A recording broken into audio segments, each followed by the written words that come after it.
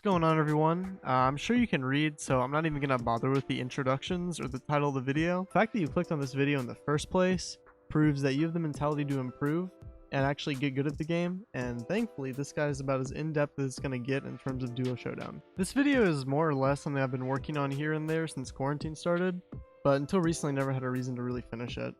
With the new update around the corner and ammo changes and tanks alike getting overhauled, from 50% to 75%.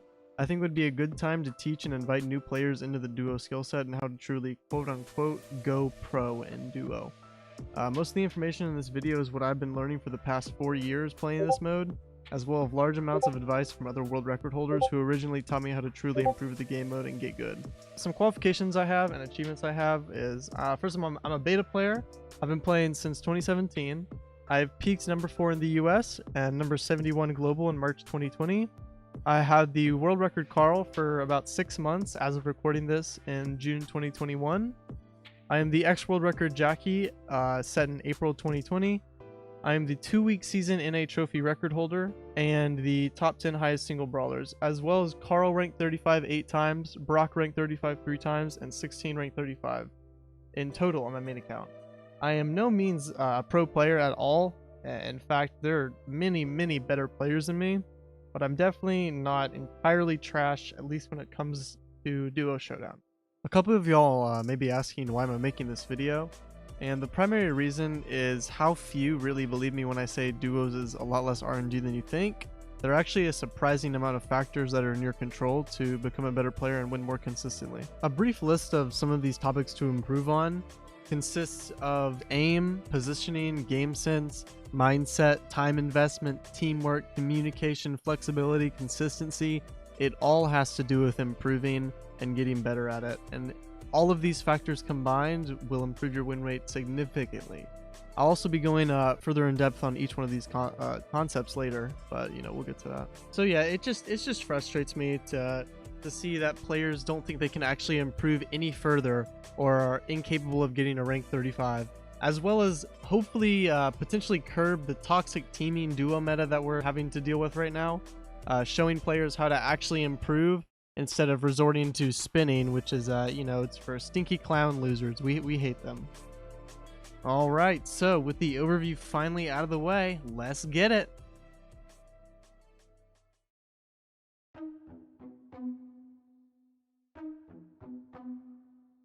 Alright, so what actually makes a good player good? We can take a look at many examples of high-level players and all of their unique playstyles and strategies, but every pro has a short list of things in common, and I bet you can guess what those are.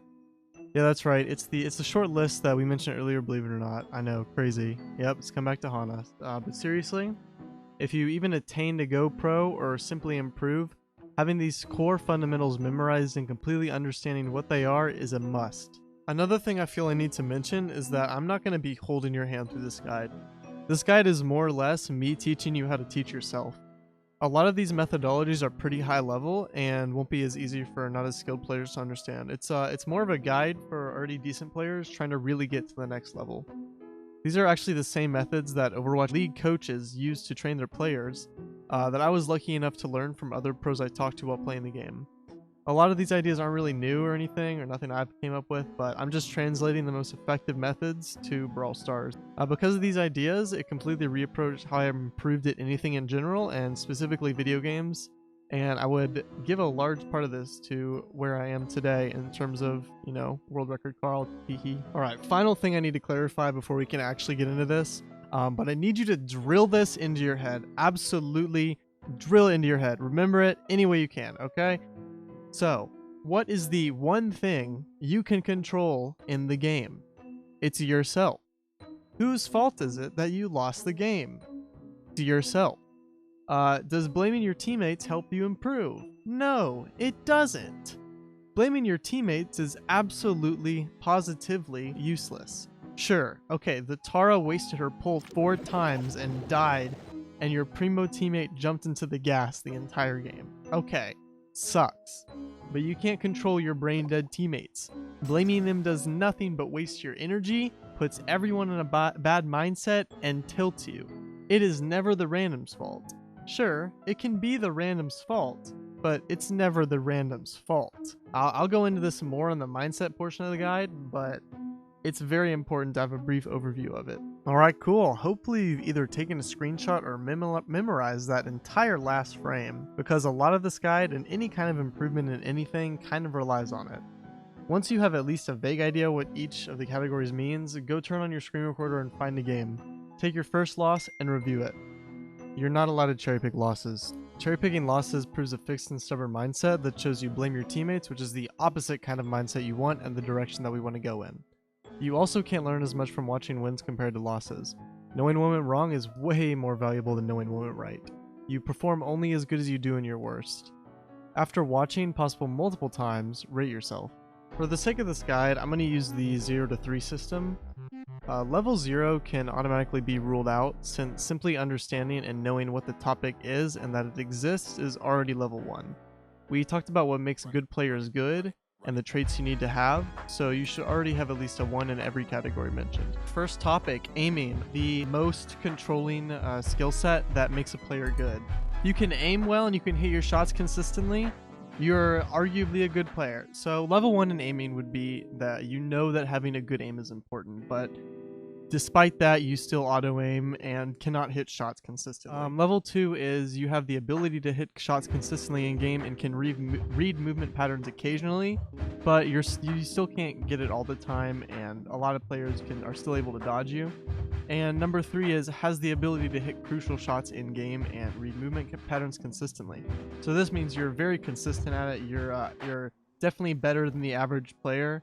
Obviously all these definitions are in the air and they're kind of arbitrary, but a 1, 2, 3 system is kind of just like the baselines of teaching yourself and having the ability to create examples like these in the future. Alright, excuse me, second topic, positioning. Once again, arguably one of the most controlling factors in what makes a player good. Level 1 would be knowing that good positioning is important, but you're not able to recognize or able to reposition yourself mid-game on what is a good position and how to capitalize off of it.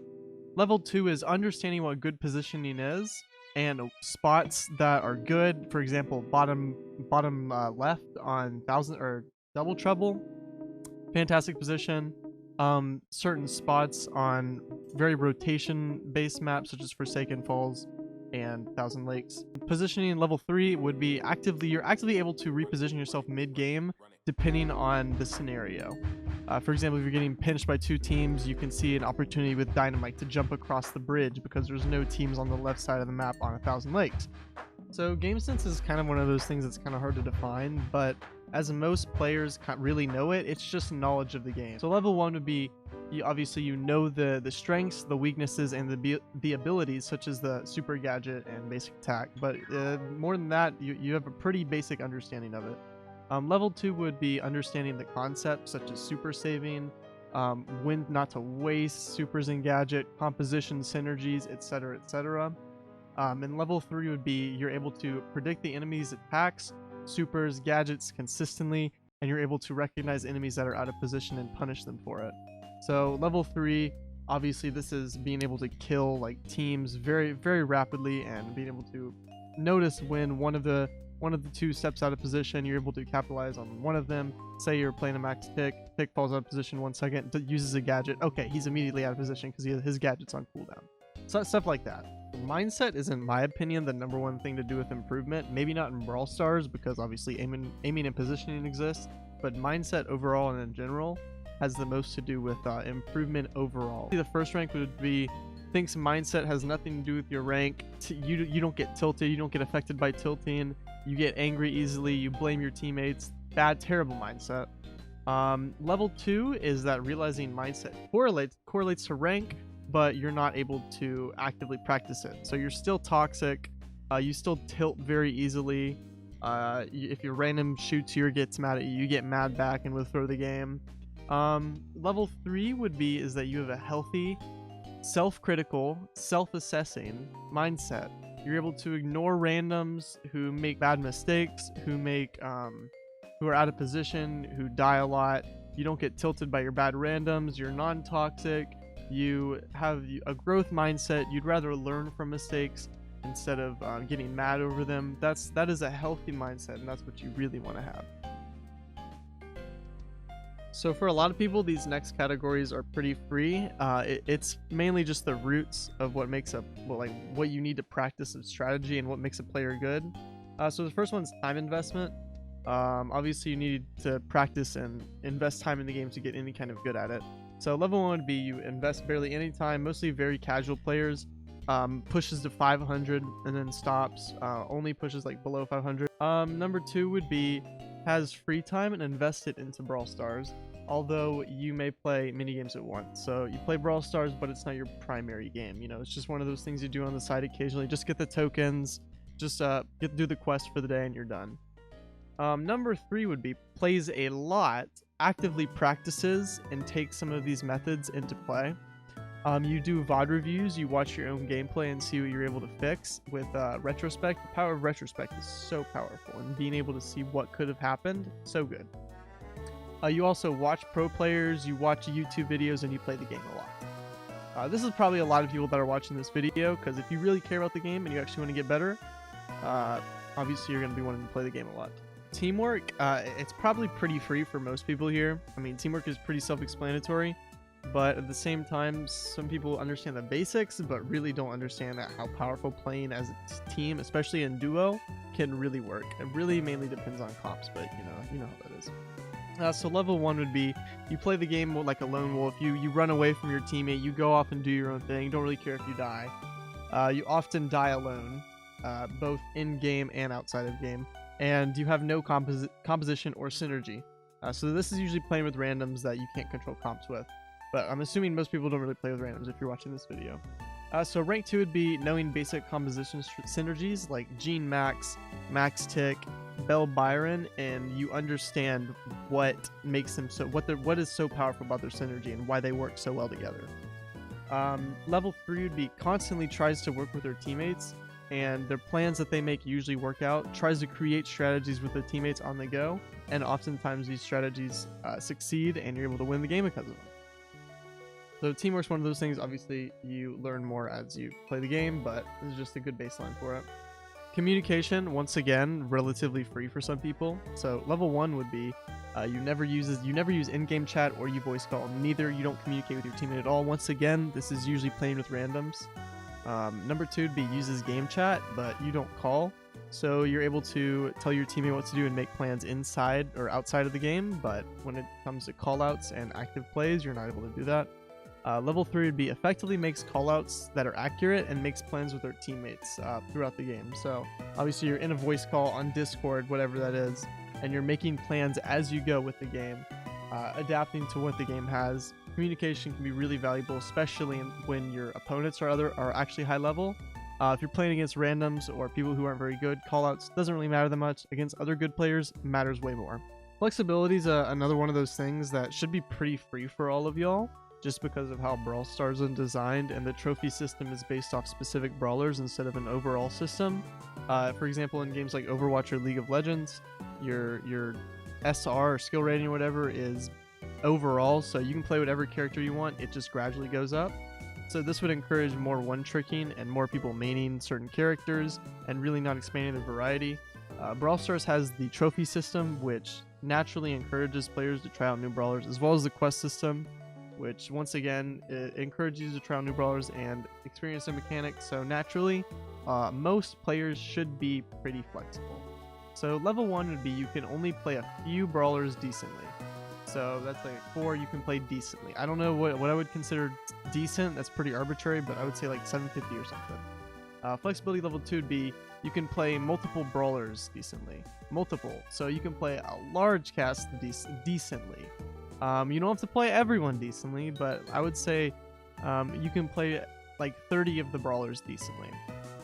And level 3 would be you're exceptional on your main brawlers, very consistent, winning games extremely easily and very, very consistently, and you're decent on the other characters. Obviously, this game has, 48 characters or something like that now, about to have like 50 or something.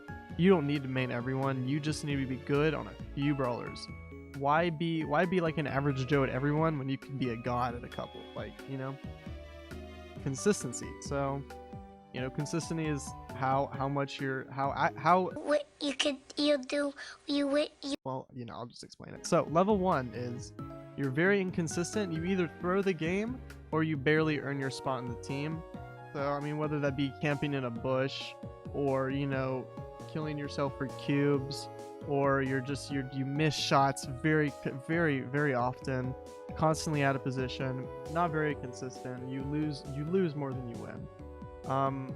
Level 2 inconsistency would be you win more than you lose, but not by much. You might have a 51% like win rate or something. You have your moments, and you can carry games, but it's not very often, and oftentimes you're struggling. Level 3 would be you can perform close to peak every game, and you can easily stomp worse players and compete with good players with ease. So consistency is the thing I struggle with the most. Oftentimes I get myself in like a mental trap where like I need to prove something, and oftentimes it makes me overthink things. So consistency, I would probably rate myself as a 2 as. Unfortunate as it is, but you know, it is what it is. Okay, so pause. Alright, so I want you to now go and take that video, look over it, and find problems with each one of the topics we just went over and assess yourself.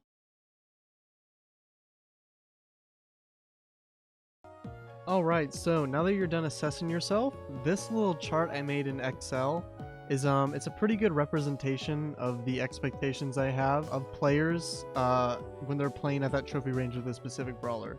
So if you're playing with max at 1250 plus, I expect you to have greens in every category, at least with that brawler. You might not have it with other brawlers, but at least with that brawler. That's what I expect. Obviously, these ratings aren't set in stone. Like for example, you might have yellow time at 750 to 900, but you might have green consistency or green mindset or green aim. It all depends on the cumulative rating. Every red you get 1 point, and for every yellow you get 2 points, and for every green you get 3 points. Obviously, the higher the score, the better. Alright, so let's see here. I got a cumulative of 18, which means that I would on average be playing 750 to 900 with most of my brawlers. But wait, that's not right. Most of my brawlers are at 500. Huh. This is completely normal. A lot of situations, and including myself, you will just naturally overassess yourself, and that's okay. That is why having a second opinion or having someone else assess your gameplay for you is so key to improving. If you're able to get past the barrier of actually being able to accept and learn from criticism, I guarantee you will learn so much faster. So now that you have your assessment and you've talked to the other person who's reviewed it, so what do you do to actually improve now? So to maximize practicing efficiency, you would want to get your weakest links up first, as it's a lot easier to go from red to yellow than it is to go from yellow to green. And as you go on, review more VODs and ask for improvement from your VOD reviewers, you will see change and improvement over time. So that seems to be the rundown and the vast majority of my knowledge on self-assessment and how to teach yourself a skill and how to improve at that skill.